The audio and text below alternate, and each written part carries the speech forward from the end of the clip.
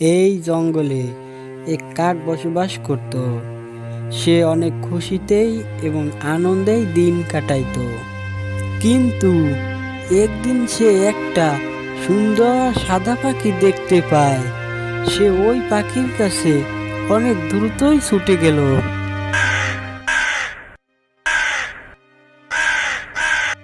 কাকটি সাদা পাখিটির কাছে জিজ্ঞেস করলো, তোমার নাম কি?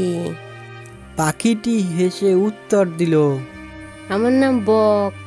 তখন কাকটি দুঃখী হয়ে তাকে বলল, আরে তুমি তো অনেক সুন্দর, তুমি তো সাদাও বটে। আমার মনে হয় তুমি অনেক আনন্দের সাথে এই পৃথিবীতে বেঁচে আছো। তখন বকটি বলল, না, আমার থেকেও খুব সুন্দর পাখি আছে।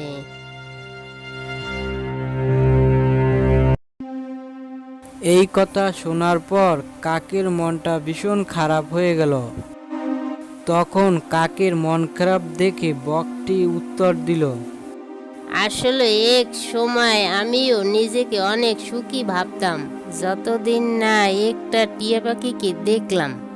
টিয়ার রং দুইটা, অথচ আমার রং একটা। তাই আমার মনে হয় টিয়া পাখি সবচেয়ে সুখী পাখি। বকটির কথা শুনে কাকটি টিয়া পাখির কাছে গেল। টিয়া পাখির কাছে গিয়ে দেখল খুব সুন্দর সবুজ এবং লাল রং দিয়ে তৈরি।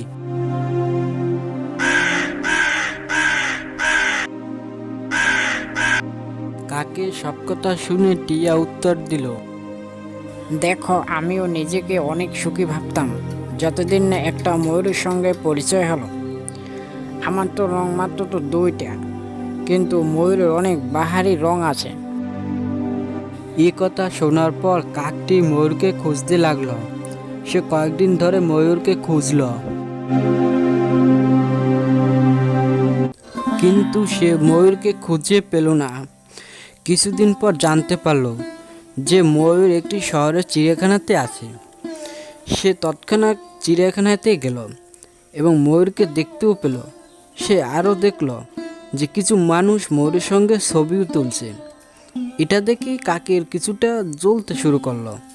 সে ময়ূরকে উদ্দেশ্য করে বলল, তুমি তো অনেক সুন্দর, প্রতিদিন বিভিন্ন জায়গা থেকে মানুষ আসে তোমার সৌন্দর্য দেখার জন্য।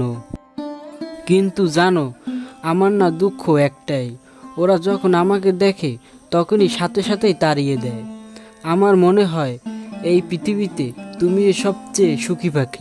এ কথা শোনার পর ময়ূর উত্তর দিল, আমিও তাই এক সময় ভাবতাম যে আমি সবচাইতে সুখী পাখি, কিন্তু আমার সৌন্দর্যের কারণে আজকে আমি চিড়িয়াখানাতে আটকা পড়ে আছি। কিন্তু তুমি অনেক ভাগ্যবান, এই খোলা আকাশে তুমি যেখানে ইচ্ছে সেখানে যেতে পারো। কিন্তু এই চিড়িয়াখানায় একমাত্র জায়গা যেখানে কোনো কাকের খাঁচা নেই, সেজন্য আমার মনে হয় তুমি এই সবচাইতে সুখী পাখি। এ কথা শোনার পর কাকটি খুশিতে আকাশে উড়তে লাগলো।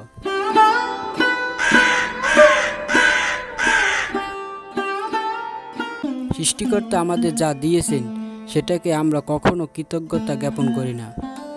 আমরা অযথাই অন্যের সাথে নিজেকে তুলনা করে থাকি।